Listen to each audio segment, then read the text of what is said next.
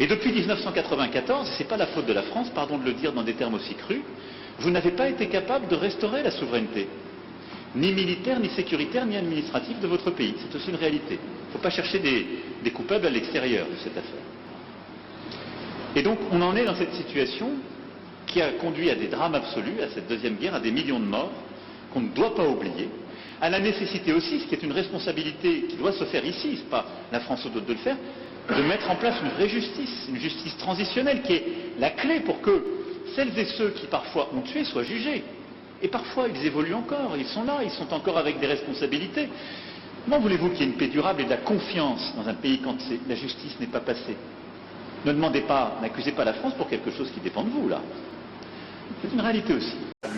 Parce qu'il n'y a pas de... Je faisais allusion au propos de Le Drian. Lui, il est officiel français. Oui, mais... Le compromis à l'africaine, c'est Le Drian, c'est pas la journaliste. C'est exact, mais ce compromis...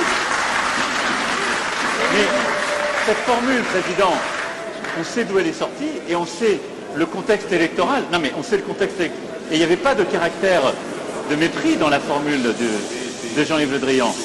À Nairobi, d'ailleurs, grâce à toi, on a pu s'expliquer avec.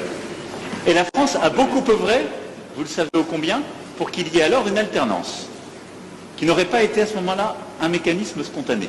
Je ferme cette parenthèse.